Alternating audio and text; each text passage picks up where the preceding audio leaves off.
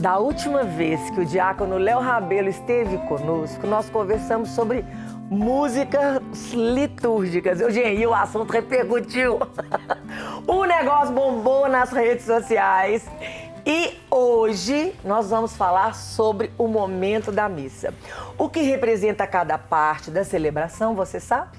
É isso que vamos tratar agora com o nosso querido diácono, ministro da liturgia, ministro da Eucaristia, ministro de tudo, ministro de louvor. E amigo querido nosso, bom dia, sua bênção, seu diácono, seja bem-vindo. Deus abençoe, que alegria estar aqui, realmente deu o que falar da outra vez, eu coloco nas redes sociais, o pessoal até briga comigo, mas não adianta brigar comigo, gente, a liturgia está aí para isso. Você falou uma coisa importante que eu já queria até falar, ministro da Eucaristia, né? O diácono, ele é ministro ordinário da Eucaristia, e a gente tem os ministros extraordinários, porque eles estão ali por um momento, né? E o sacerdote, ele é ministro da Eucaristia, não é ordinário nem extraordinário, por si só, porque é ele que consagra, isso é muito bonito, né? Isso é maravilhoso, é muito lindo mesmo. Léo, vamos lá, começar então a explicar as partes da missa. A gente vai começar, como surgiu a missa? Exato. A gente hoje tem a missa, que são 4 partes, né? Que são os ritos iniciais, depois a liturgia da palavra, depois a liturgia eucarística e os ritos finais. Tem gente que gosta de dizer que são 2 blocos, então são 2 partes, mas eu gosto de falar que são 4. Ritos iniciais, liturgia da palavra, liturgia eucarística e ritos finais, mas nem sempre foi assim, né?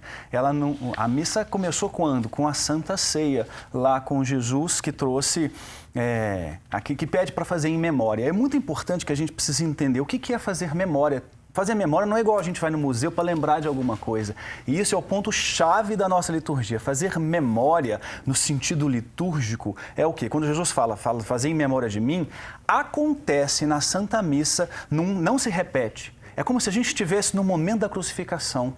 Ele está ali acontecendo como se a gente fosse espectador lá naquela época. Ele se renova, então é diferente de ele se repetir. Não acontece uma vez de novo e de novo, não, ele não se repete. Ele acontece naquele momento como se fosse único.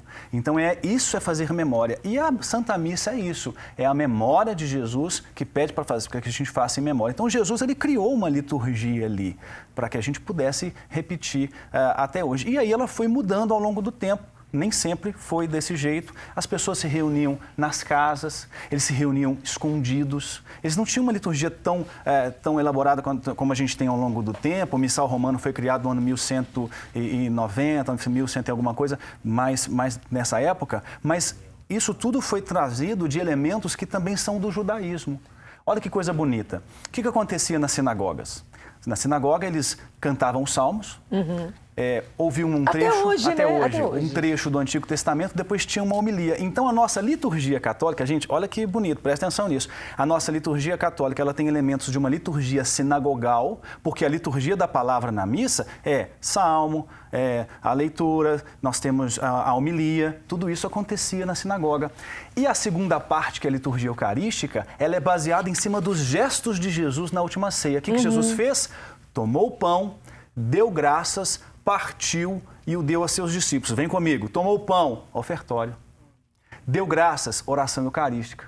Partiu, o momento do cordeiro, que o padre parte naquela hora, e deu aos seus discípulos, que é o momento da comunhão. Por isso, eu que sou o diácono, eu não posso ir no altar e pegar eu mesmo. O único que pode pegar a comunhão e comungar por si só em cima do altar é o sacerdote.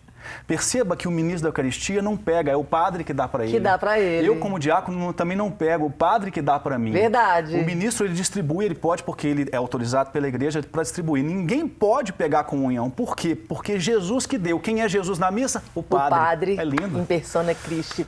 O que significa a palavra? Eu tô aqui com a liturgia, que você falou direitinho, aos 4. Tá aqui, ó. Rito inicial, liturgia da palavra, tudo que você falando foi seguindo. Liturgia eucarística, ritos finais. O que significa a palavra liturgia? Muita gente não sabe. Uma palavra muito bonita que significa serviço prestado ao povo. Então, se a Moninha fizer um serviço comunitário em algum lugar, ela fez uma liturgia para aquele povo. Aí eu te pergunto, você que está em casa, quem foi que mais prestou algo em benefício a nós? é Deus. Então, Deus é a perfeita liturgia. E uma coisa que precisa ficar clara, a missa, ela é uma oração, como diz Papa Francisco, é a maior de todas as orações. E não confundam, gente, a missa ela é uma oração direcionada a Deus. É a Deus. Toda ela direcionada a Deus. A única oração que a gente faz para Jesus Cristo é aquela hora que a gente faz: Senhor Jesus Cristo, dissesse aos vossos apóstolos, eu vos deixo a paz.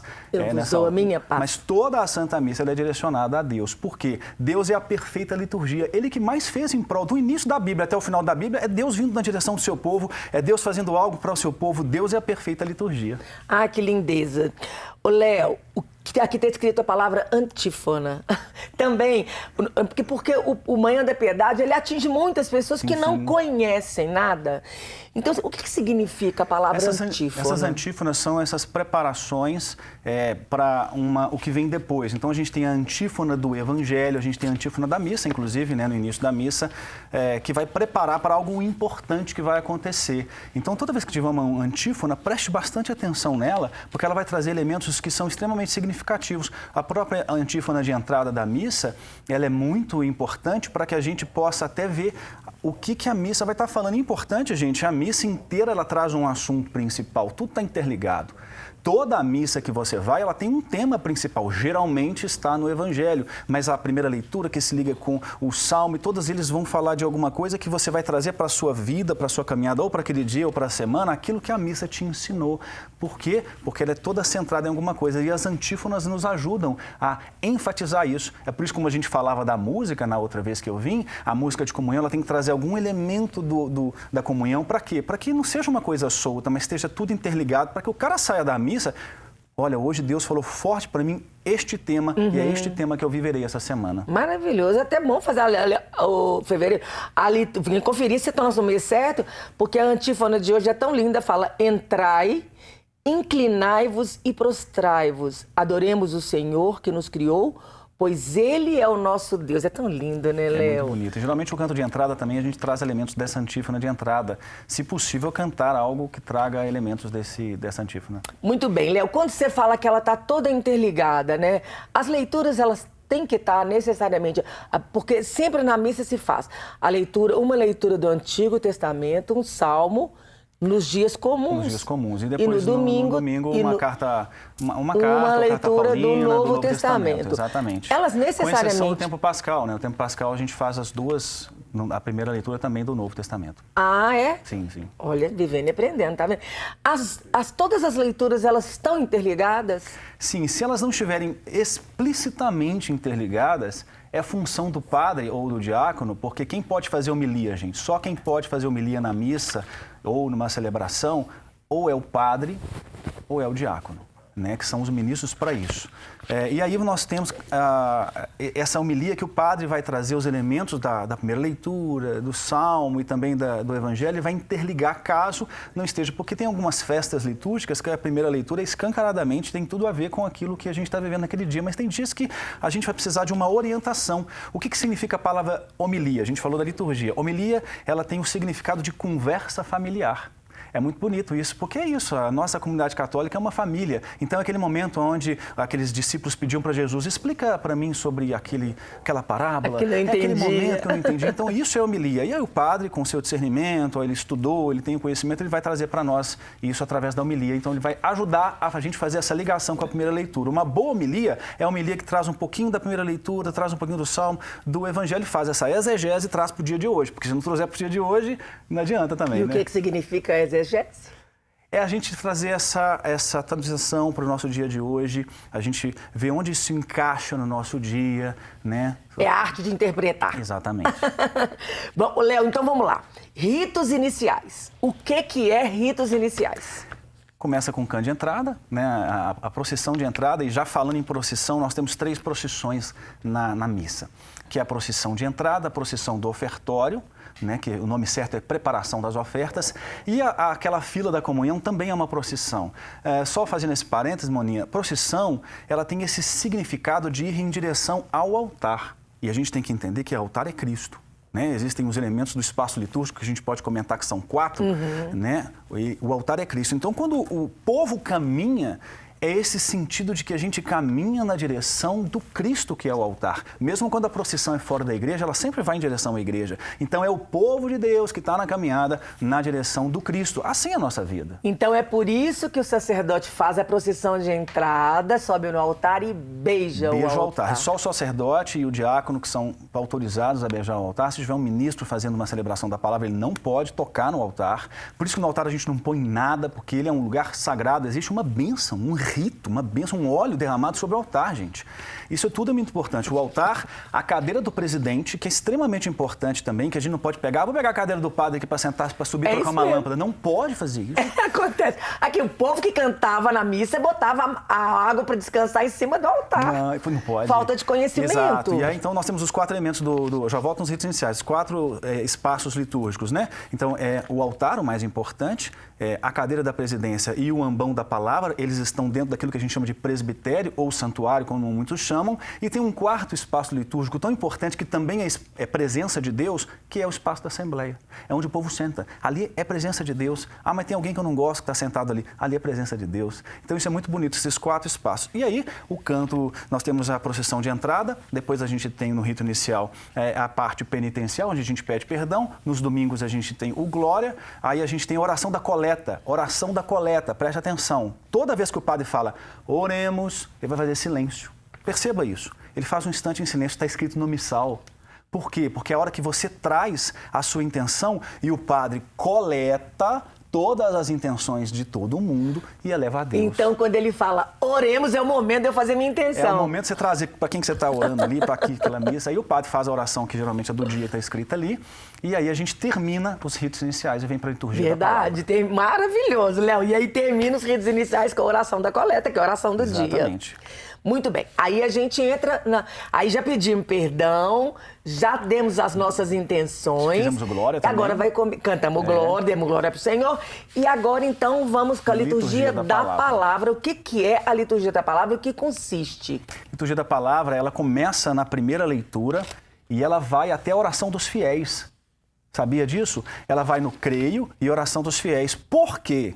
Porque, inspirado pela palavra, eu faço a minha oração dos fiéis. Então, a minha oração que eu faço, ela é baseada naquilo que foi colocado na palavra. Tudo isso faz parte da liturgia da palavra. Primeira leitura, salmo, segunda leitura nos domingos e festas, depois a gente tem a homilia, faz parte da liturgia da palavra. Tudo tem que ser feito do ambão, que é a mesa da palavra, uma mesa especial para isso também. Depois a gente tem... As preces da Assembleia. O credo, depois as preces. Então, as preces da Assembleia, elas podem ser suprimidas ou não? Pode, mas é bonito que a gente faça, até dia de semana. A gente suprime o credo, né, nos dias de semana, mas a oração da Assembleia vale a pena fazer. Ela pode ser tanto espontânea, se você tiver uma celebração eucarística pequena, com poucas pessoas, cada um em voz alta pode ali fazer, ou um ministro vai lá na frente e faz a sua. Então, eu entendo que a oração da Assembleia são esses desejos da Assembleia para a comunidade. E geralmente pede-se que a gente reze nesse instante pela igreja, pelos necessitados. Pelos governantes, pelos cristãos, exatamente. Pelos sacerdotes. Hoje as preces da Assembleia são todas essas. Por isso a gente tem elas escritas, porque nem sempre a gente lembra. Tem gente que fala, a liturgia é muito fechada, muito escrita. A gente pode fazer toda a celebração eucarística sem seguir o livro da liturgia, se a gente quiser. Mas isso nos ajuda, a gente tem que entender isso, faz parte, que a gente esquece de lembrar, de rezar pelos governantes, que é tão... Por isso, né, gente? Muito mais esse ano, né? Quanto mais esse ano, que é ano político, tem que rezar muito. Hein? Muito bem. Terminamos, então, a liturgia da palavra com as preces da Assembleia. E vamos começar a liturgia eucarística. E aí, olha que interessante, um fato histórico. Os catecúmenos são aquelas pessoas que estavam em preparação para fazer a sua primeira comunhão, né? Ainda é chamado de catecúmeno quem está fazendo não muito hoje, catequese. Né? Não muito hoje, mas naquela época era muito mais. E aí, eles poderiam participar até esse momento. Depois, eles eram convidados a não ficar dentro do interior, porque é tão sério e tão importante o momento da oração eucarística e da liturgia eucarística que vai acontecer agora, que ele era reservado apenas para aqueles que tinham feito a primeira comunhão. Então, o povo já entendia, eles já sabiam que eu ainda não fiz o meu sacramento da iniciação, então eu saio e fico de um lado mais externo, que eles chamavam de átrio, que é aquela parte anterior ficavam lá, mas não dentro para poder participar. De tão sério que é. Então, quando você for participar da liturgia eucarística, é por isso que a gente tem que estar digno para poder participar ali, né? Que há um tempo atrás nem poderia participar as pessoas que não estavam preparadas. E hoje a gente participa de qualquer maneira, qualquer né? jeito. Então tem que ter muita essa atenção. É verdade. Falta de conhecimento de novo, né, E Léo? aí começa a liturgia eucarística. A liturgia eucarística, então, vem as oferendas, Exato. oração sobre as oferendas e a comunhão. Por que o padre lava a mão? Para purificar, né? Purificar porque ele vai, depois do ofertório, ele vai lá e lava as suas mãos ali. Mas é muito bonito também que as pessoas antes, elas entregavam não apenas uma oferta em dinheiro, mas entregava lá um porco, entregava lá um alimento, a coisa que colheu, tudo isso. E o padre é que recebia. E sujava a mão. Sujava a mão, que Ele legal. precisava lavar. E aí esse rito que era prático, porque realmente precisava lavar, virou hoje também um rito de purificação espiritual. Porque os judeus, até hoje, eles fazem esse ritual de purificação das mãos. Uma mão não pode tocar na outra, lava aqui até o cotovelo, essa coisa que até essa semana andou falando a liturgia. Seus discípulos não purificam suas mãos. É verdade.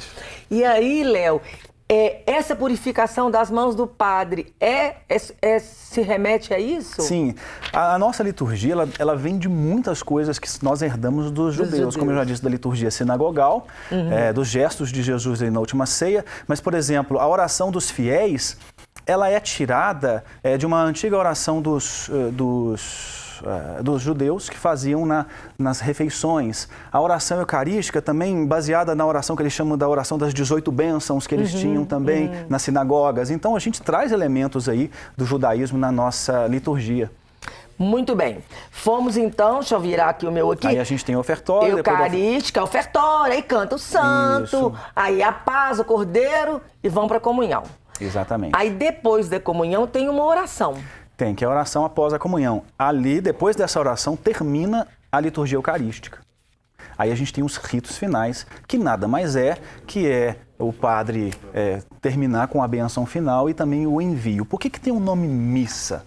Quando terminava na antiguidade lá a missa, o diácono ia lá e falava assim, it missa est, enviando as pessoas. Por isso o nome missa aparece com missão. Quando termina a missa, nós somos enviados em missão.